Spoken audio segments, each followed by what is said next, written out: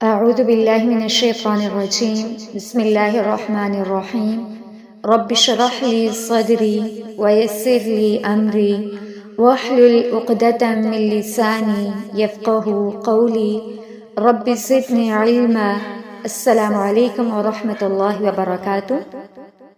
آج ہم انشاءاللہ جس ٹاپک کو ڈسکس کرنے جا رہے ہیں وہ ہے ان لاکنگ مینٹل اسٹیبلٹی، ذہنی مضبوطی کی علامات۔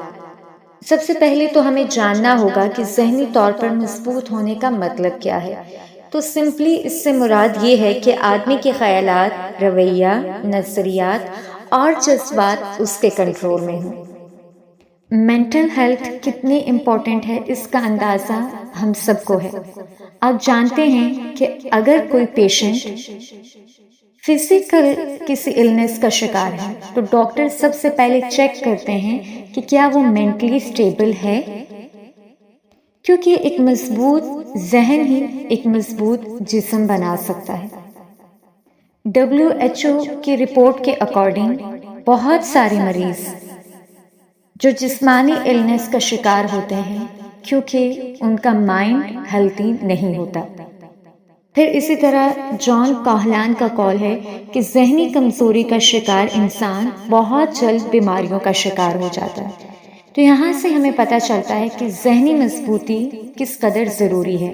اس کے علاوہ دنیا میں کامیاب ہونے کے لیے بھی بہت زیادہ ضرورت ہے کہ انسان مینٹلی بہت اسٹرانگ ہو۔ جتنے دنیا میں کامیاب ہوئے ہیں انسان، وہ ذہنی طور پر بہت مضبوط شخصیت کے حامل تھے۔ اور پھر اگر ہم دیکھیں تو اللہ تعالیٰ کو بھی ایک طاقتور مومن پسند ہے بنسبت ایک کمزور مومن کے۔ اور طاقتور مومن کون ہے؟ جس کی مینٹل ہیلتھ اسٹرانگ ہے، کیونکہ یہ ڈائریکٹ کنیکٹڈ ہے آپ کی باڈی کے ساتھ، یہ ڈائریکٹ کنیکٹڈ ہے آپ کے ایکشن کے ساتھ، اور آپ کے ایکشنز فیوچر بناتے ہیں۔ آپ کے ایکشن ہی دراصل آپ کو جنت یا جہنم کی طرف لے کر جاتے ہیں۔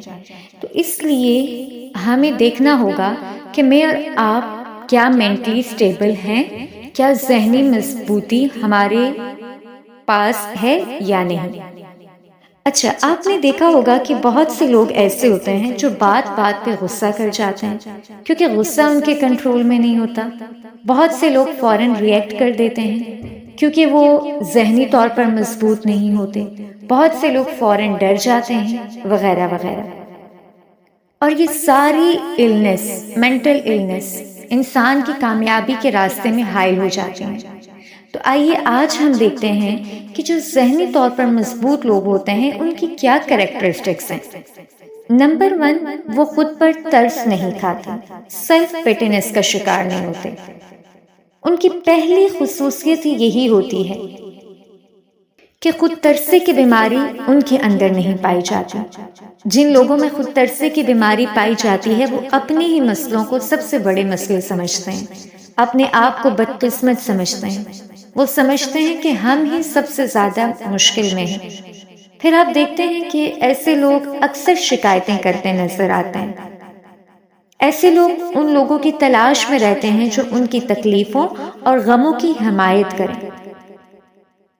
ایسے لوگ ہمیشہ نیگیٹو بات کرتے ہیں، ان کی گفتگو نیگیٹیوٹی پر مبنی ہوتی ہے۔ تو اس لیے پہلا کام جو کرنا ہے وہ یہ کہ اپنی کنورسیشن کو پازیٹیو بنائیں۔ اس کے بعد خود پر ترس نہ کھائیں اور نہ کسی دوسرے کو حق دیں کہ وہ آپ پہ ترس کھائے۔ آپ خود کو مضبوط سمجھیں تبھی دنیا آپ کو مضبوط سمجھے گی۔ دوسرا پوائنٹ ہے یا دوسری جو ان کی خصوصیت ہے وہ یہ کہ اپنی طاقت کا کنٹرول اپنے ہاتھ میں رکھتے ہیں۔ ذہنی طور پر مضبوط لوگ اپنی طاقت کا ریموٹ کنٹرول دوسروں کے ہاتھ میں نہیں دیتے۔ کسی کو اجازت نہیں ہے کہ وہ آپ کے موڈ پر اثر ڈال سکے، کسی کو اجازت نہیں کہ وہ آپ کا موڈ آف کر سکے، کسی کو اجازت نہیں ہے کہ وہ آپ کو شک میں مبتلا کر سکے، کسی کو اجازت نہیں ہے کہ وہ آپ کے تھاٹس کو یا آپ کے تھنکنگ پوائنٹ کو بغیر کسی اپروچ کے بدل دے، اور کسی کو اجازت نہیں ہے کہ وہ آپ کے جذبات کو کنٹرول کرے۔ لیکن دیکھیں ہم کتنی جلدی دوسروں سے امپریس ہو جاتے ہیں، کیونکہ ہم نے اپنا ریموٹ کنٹرول دوسروں کے ہاتھ میں تھمایا ہوا ہے۔ تو اپنی طاقت کا کنٹرول اپنے ہاتھ میں رکھیں۔ کسی نے ایک بات کہی، فوراً سے موڈ آف، کسی نے ذرا سے انسلٹ کی، انسان فوراً سے ڈیگریڈ ہو گیا، فوراً سے ہمت اور حوصلے پست کر بیٹھا۔ یہ جو ذہنی طور پر مضبوط لوگ ہوتے ہیں ان کے اندر یہ صفت نہیں پائی جاتی۔ اس لیے اگر آپ کے اندر یہ والی کریکٹرسٹک ہے کہ آپ کا ریموٹ کنٹرول آپ کے ہاتھ میں نہیں ہے، یا آپ کی فیملی کے ہاتھ میں ہے، یا آپ کے شوہر کے ہاتھ میں ہے، یا آپ کے بچوں کے ہاتھ میں ہے، یا سوسائٹی کے ہاتھ میں ہے، تو ابھی اس کو اپنے ہاتھ میں رکھیں، تبھی آپ کامیاب ہو سکتے ہیں۔ کیونکہ ہر انسان کی ایک الگ اپروچ ہے، تھنکنگ لیول الگ ہے۔ پھر آپ جب سب کی سنیں گے تو آپ کی اپنی آئیڈینٹی بالکل ختم ہو جائے گی، اور اس طرح جب آپ بہت سے شکوک و شبہات کا شکار ہوں گے تو آپ آگے نہیں بڑھ سکیں گے، آپ ایک کامیاب انسان نہیں بن سکیں گے، رائٹ؟ تو دوسرا کام ہم نے کیا کرنا ہے انشاءاللہ، کہ اپنی طاقت کا کنٹرول اپنے ہاتھ میں رکھنا ہے۔ تیسرا پوائنٹ جس کو آج ہم ڈسکس کریں گے وہ یہ ہے کہ تبدیلی قبول کرنا۔ جو لوگ ذہنی طور پر مضبوط ہوتے ہیں وہ تبدیلی سے نہیں گھبراتے، وہ فوراً سے چینجنگ کو ایکسیپٹ کر لیتے ہیں۔ آپ جانتے ہیں سب سے زیادہ آج کل جو چیز پڑھائی جا رہی ہے وہ ہے چینج مینجمنٹ، کیونکہ دنیا بہت تیزی سے بدل رہی ہے۔ اب دیکھیں بعض لوگ کہ ان کا اگر پلو ہی چینج ہو جائے تو انہیں نیند نہیں آتی، جبکہ بعض ہر جگہ خراٹے بھرتے نظر آتے ہیں۔ بعض اسٹوڈنٹس کا پین چینج ہو جائے تو وہ لکھ نہیں سکتے، اور بعض بچوں کو اس کی کوئی پرواہ نہیں ہوتی۔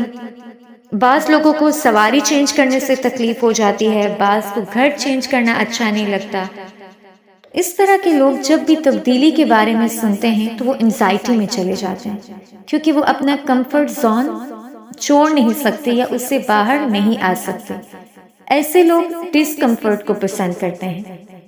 تو آپ تبدیلی کو قبول کریں رائٹ مائنڈ سیٹ کے ساتھ۔ تبدیلی خیر لاتی ہے، اس چیز کو مائنڈ میں رکھیں، اور آپ کی زندگی میں جتنی چینجنگز آئیں گی اتنی ہی زیادہ آپ کی زندگی میں کامیابیاں آئیں گی، یہ بات یاد رکھیے گا۔ کیونکہ جب بھی تبدیلی آتی ہے تو انسان کو محنت زیادہ کرنی پڑتی ہے، اور محنت انسان کو بہت کچھ سکھا جاتی ہے۔ تو آج ہم نے انشاءاللہ 3 کام کرنے ہیں کہ اپنے آپ کو سیلف پیٹینس کا شکار نہیں ہونے دینا، اپنا ریموٹ کنٹرول دوسروں کے ہاتھ میں نہیں دینا، اور نمبر 3 چینجنگز کو قبول کرنا ہے۔ یہ سنت کائنات ہے، ہر دن ایک نیا دن ہوتا ہے، ہر دن چیزیں چینج ہوتی ہیں، لوگ چینج ہوتے ہیں، جگہیں تبدیل ہوتی ہیں۔ تو کبھی بھی لوگوں کو اور جگہوں کو اپنا مسئلہ نہیں بنائیں۔ آپ جس دن اس چیز سے باہر آئیں گے اسی دن آپ کامیابی کے راستے پر چلنے لگ جائیں گے۔ آج کے لیے اتنا ہی کافی ہے، انشاءاللہ یہاں سے آگے کل کنٹینیو کریں گے۔ السلام علیکم ورحمۃ اللہ وبرکاتہ۔